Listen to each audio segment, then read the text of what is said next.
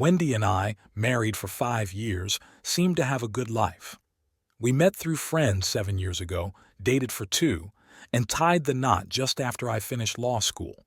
I worked hard as an associate, putting in 60-hour weeks for the first 2 years of our marriage. The effort paid off, and professionally, I was doing well.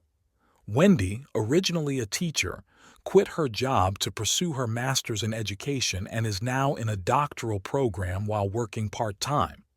Financial strain was there, especially with my goal to pay off student loans quickly.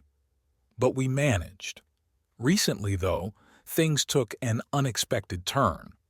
I stumbled upon Wendy's old laptop, the one she used when we first started dating. She claimed it had crashed, but when I plugged it in, it seemed fine. I wanted to surprise her with old pictures of us, but what I found left me in shock. Among the pictures of us were images of her with someone else, Bob, her ex-boyfriend. Memories flooded back, and not the good kind.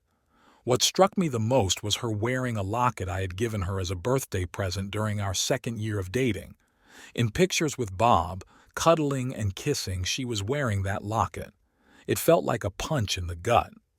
I had to borrow money from my brother to uncover the truth, to face the harsh reality that my wife, Wendy, had been meeting up with her ex-boyfriend behind my back. The dates on the pictures revealed a pattern, a betrayal woven into the very fabric of our life together. Fury consumed me, like fire ants chewing on my brain, my heart, my guts. The urge to lash out was strong, to punch through walls and scream in rage. But then, something snapped. Numbness took over, a cold, analytical detachment. I copied all her pictures to a flash drive, packed a bag, took some suits, and left a note pointing to the damning evidence on the laptop's monitor. I sought refuge at my brother's house across town. Ignoring Wendy's calls, I met with a family law associate to discuss separation and divorce. We had no children, no significant assets. Most of our money went into paying off my loans and funding her education. My firm circled the wagons, blocking her calls and denying her access. Wendy tracked me down at my brother's, desperate and pleading over the phone. His stern warning about unleashing his Dobermans painted a vivid scene of her desperation. Yet I felt nothing. The marriage was over, a reality I had come to accept. 2 days later, and I still felt nothing, no pain, no anger, just a void. The question echoes in my mind, is this lack of emotion going to last? Am I still in shock, or am I permanently broken? The strange upside is the clarity I've found in my work.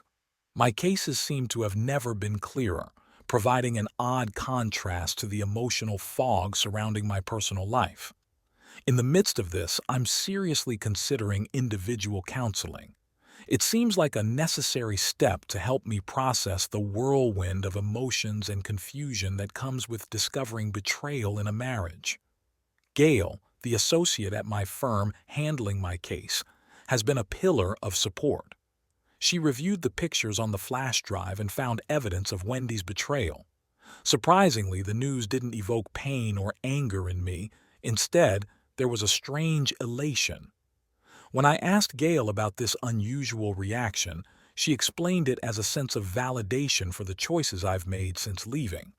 The separation agreement is underway, and Gail has set up a meeting with Wendy for Thursday afternoon. I've decided to keep all communications through Gail, except for her family and friends who seem to believe my brother and his wife will be a sympathetic ear. Gail is a force to be reckoned with, and I'm glad she's on my side, navigating this legal process with determination. As for my personal belongings and moving out, my sister-in-law took charge. While she was at our apartment, Wendy spun lie after lie, showcasing a pattern of deception. It seems she even tried to blame her actions on some mysterious guy in my sister-in-law's background, a feeble attempt to deflect responsibility. Spending time with my brother's family has been a lifeline, keeping me from feeling isolated. The distraction of video games with my nephews and the supportive environment have been instrumental in maintaining my sanity. Surprisingly, work has been a refuge, with my department's overseer expressing pride in my ability to compartmentalize and not let personal issues affect my professional performance. Meeting with Wendy and her lawyer was an oddly surreal experience. We gathered on neutral ground at another firm, all messed up due to the ongoing pandemic, giving off the appearance of an unusual heist. It was the first time I had laid eyes on Wendy since she left for her sister's or mother's house, wherever she claimed to be seeking solace. To say she looked rough would be an understatement. Bloodshot eyes, dark bags, tear-streaked makeup, and hives on her neck.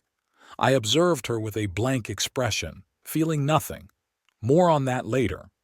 Wendy wasted no time blurting out apologies, professing love and expressing regret, the standard script for someone caught in infidelity. She attempted to hug me, but Gail intervened, positioning herself between us. Gail instructed Todd, Wendy's lawyer, to remind her not to speak directly to me or Gail, emphasizing that communication should go through Todd, who would then convey the message to Gail and me.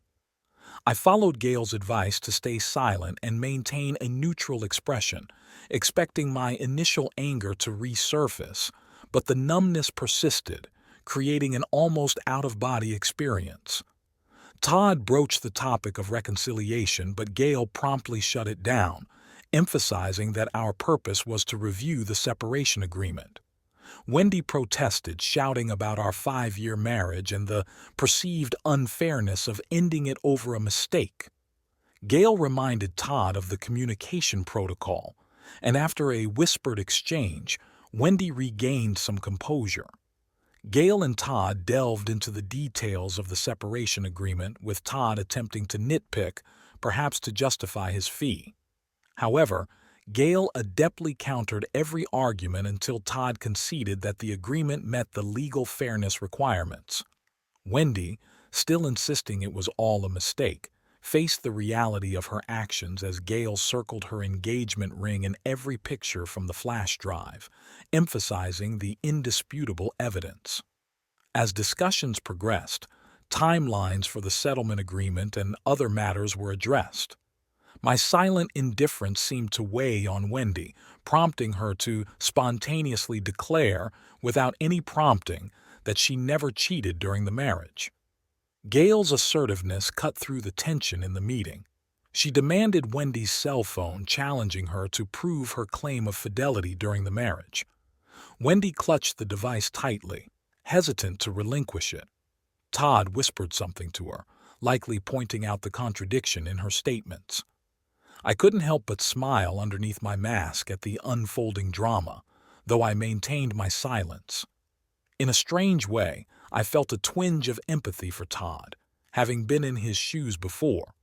The separation agreement was signed promptly after the meeting. Surprisingly, the division of our home down payment savings account was agreed upon, a tactical move on my part to expedite the process. Wendy would now bear the responsibility of paying rent and utilities, juggling those costs with her ongoing educational expenses. Despite her perception that this was a win, strategically it eliminated our one significant asset, making the divorce proceeding smoother. Gail moved swiftly to prepare a petition for an uncontested divorce, sparing us from the ordeal of court appearances. A piece of good news surfaced. Our marriage duration fell short of the 5-year mark. In our state, marriages under 5 full years often lead to rescission, a concept borrowed from contract law. This meant the court would aim to return us to our financial positions before the marriage. In my case, I was a recently graduated law student awaiting bar results, while Wendy was an employed teacher with financial stability and educational achievements. Wendy couldn't argue against rescission, eliminating the possibility of alimony. Gail warned Todd that if he contested the divorce, she would depose Bob. In response, Todd assured that Wendy had agreed not to contest the divorce. With everything falling into place, the prospect of closing this chapter in 3 months seemed promising. Surprisingly, The numbness I felt towards Wendy no longer scared me. The emotional detachment was becoming a coping mechanism, allowing me to focus on moving forward and putting this sad chapter behind me.